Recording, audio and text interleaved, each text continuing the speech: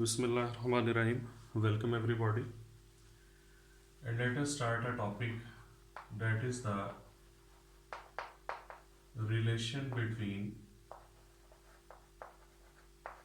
Kp and Kx. Kp is the equilibrium constant in terms of pressure and Kx is the equilibrium constant in terms of the mole fraction. Suppose that there is a reaction in which A moles of A and B moles of B, they react together to form C moles of C and D moles of D. And this is a gas phase reaction in which all the reactants and products they are present in the gaseous form. Then the Kp for this reaction can be written as partial pressure of C raised to power C, partial pressure of D raised to power D, partial pressure of A raised to power A, and partial pressure of B raised to power B. Now, according to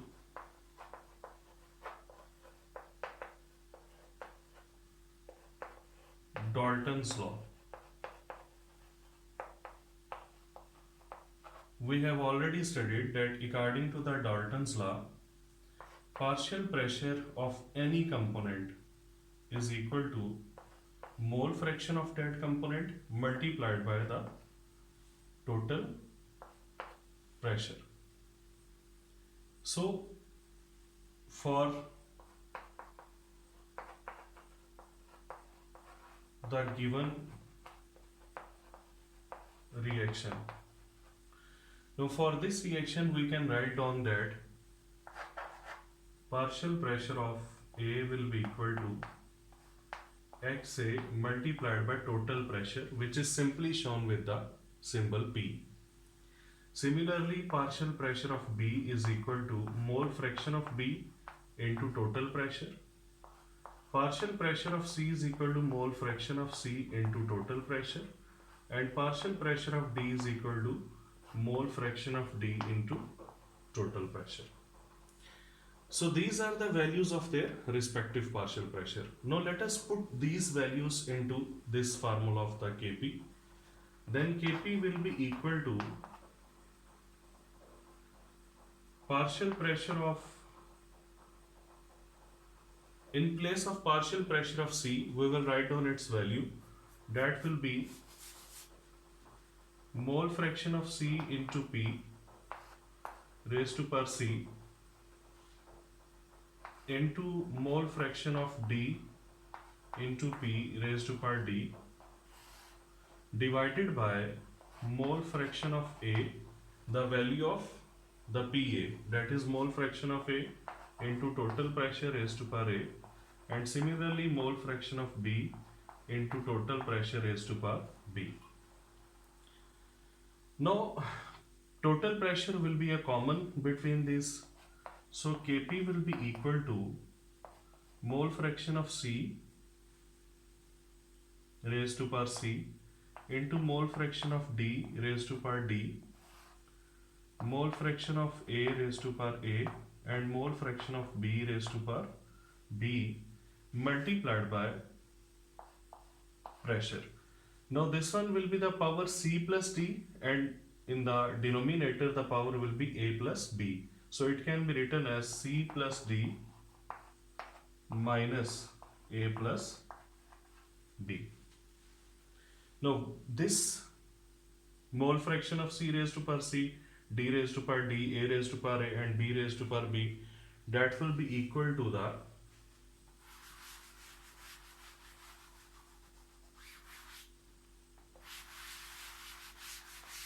it will become equal to the kx. So Kp is equal to kx. This whole part is kx into P raised to power. Now C plus D, this is the sum of the coefficients of the products, and these will be the total number of moles of products, minus A plus B. A plus B, this is the sum of the coefficients of the reactants, so it will be the number of moles of reactants. In this way, Kp will be equal to Kx into P raised to power delta N. So this one is the final relationship between the Kp and Kx. Now let us discuss what will be the relative magnitude of Kp and Kx. This is very important point, so listen it very carefully. What will be the relative magnitude of Kp and Kx? If this total pressure is greater than 1 atm, then if delta n will be positive, and delta n will be positive when number of moles of products will be greater than number of moles of reactants. In that case, the Kp will also be greater than Kx. But if delta n is equal to negative, means the moles of products are less than moles of reactants, then the Kp will also be less than Kx. And very simple, when number of moles of products and reactants, they will be equal and delta n will be equal to 0. Then the Kp will also be equal to Kc. But a very important point is that this will be only valid when the total pressure will be greater than 1 atmosphere. And if this total pressure, that is less than 1 atm, then reverse all these. When delta n will be equal to 0, even when the pressure will be less than 1 atm, if the number of moles of products and reactants are equal, Kp will be equal to Kx. Sorry, here I should write down Kx. But if the pressure is less than 1 atm and delta n is positive, then Kp will be less than Kx.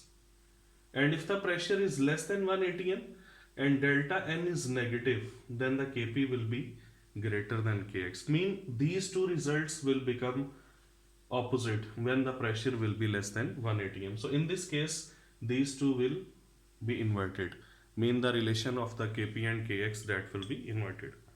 So this was the relationship between the Kp and Kx. Now let us move towards the next part of this lecture,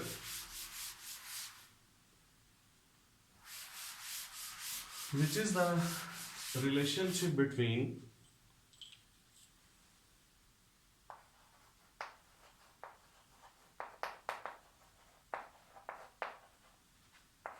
Kp and Kn. Kp is the equilibrium constant in terms of pressure and Kn is the equilibrium constant in terms of number of moles. So again, A moles of A and B moles of B, they react together to form C moles of C and D moles of D. And it is a gas phase reaction. Then what will be Kp? That will be partial pressure of C raised to power C, partial pressure of D raised to power D, partial pressure of A raised to power A, and partial pressure of B raised to power B. Now this one is the formula number 1. Again, according to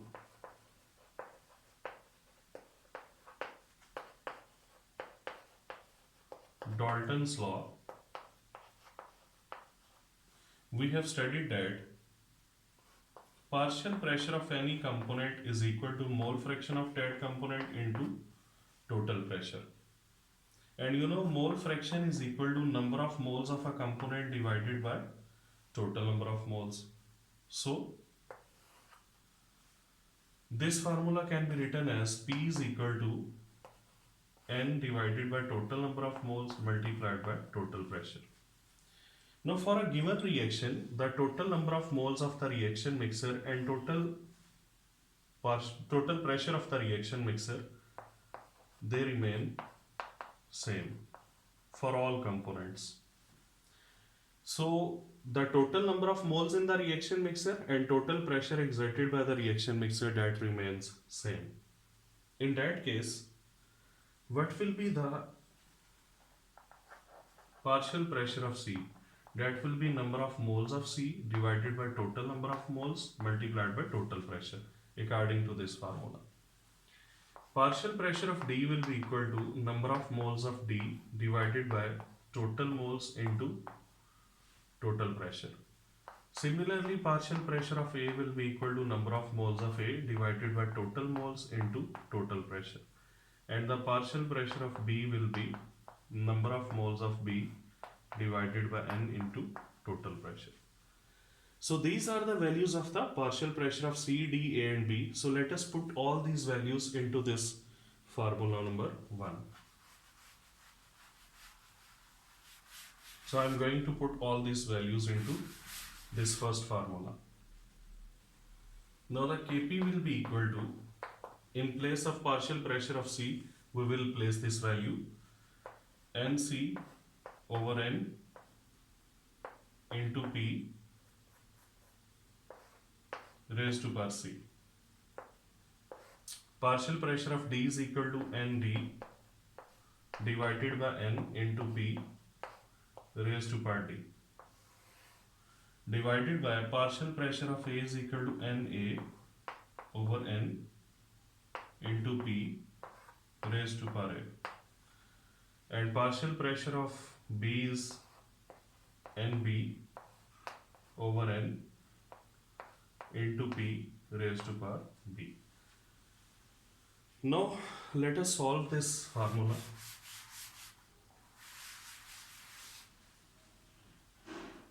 What is the common in this whole formula? That is P over N. So we will separate it.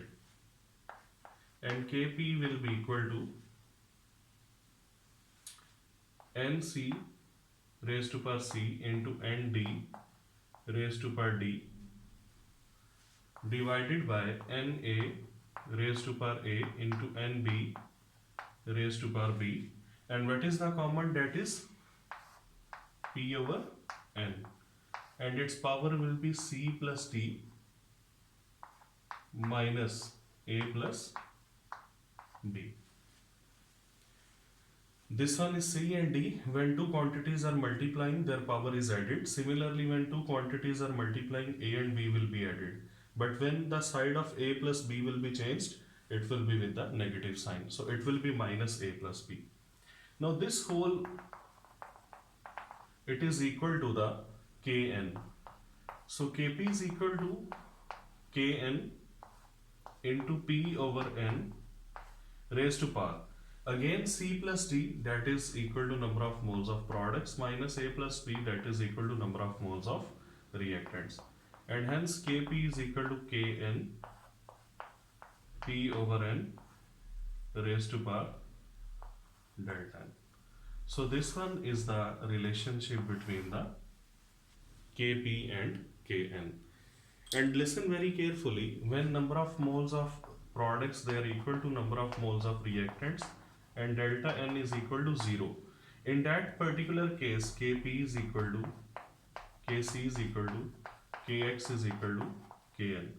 So when number of moles on both sides are same, then the value of all the equilibrium constants, that is also same. So that was all about the relationship between Kp with the Kx and Kn. Take care. Allah Hafiz.